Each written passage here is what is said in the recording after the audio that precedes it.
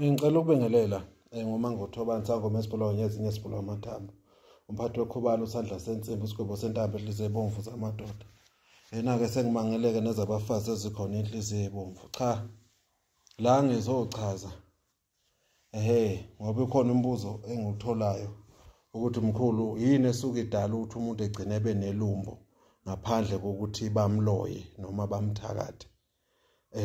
Ziningi izinto ezidala ukuthi umuntu agcine enelumbo yena ngaphandle ukuthi aze aloywe noma ethakathwe. Okokuqala zingcabo. Kuney'ngcabo ethola ukuthi wena uyagcatshwa ngey'ngcabo kanti ley'ngcabo zinani zinesilwane noma zinesipoki. Lento mesiyangena kuwe mesiyaphila kuwe ngaphakathi.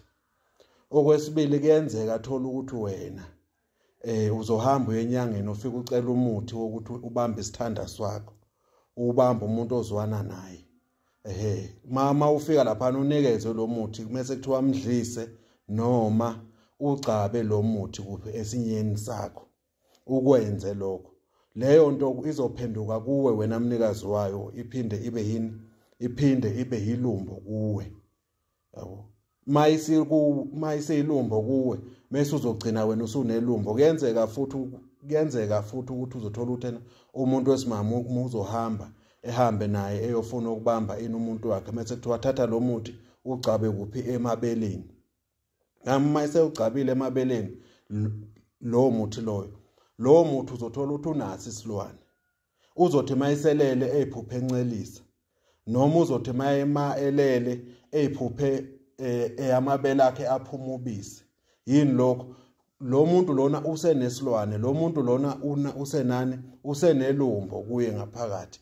Ngoba lento ayifakile egazini isivuke yaphila kuye. Yikho ke ngithi ke ziningi indlela ezenza ukuthi umuntu egcine sebenani esenelumbo. Ilumbo leli asuke eyifake yena engazi ukuthi lento izophenduka ini ilumbo. Kuyenzeka ke nakubantu besilisa esuka umuntu ahambe elanda umuthi enyangeni. Mase kuthiwa hayi lo muthi lo ugcobise la ngaphambili mase ulala nomuntu wakho. Lento izohamba iphenduke ini isilwane kulo muntu wakhe lo. Ngoba manje lento izovuka iphile izomgada ukuthi kena engajoli. Lento ke izogcina isijola naye. Lento lena igcina isenze njani? Isilala naye lo muntu wakhe. Yikho ke ngithi ziningi izinto ezidala ukuthi kugcinakale wena uyibone usunelumbo noma uyibone usunesilwane kanti izinto owazenza wena, izinto owayifaka zona wena. Siyathokoza uMangothobani.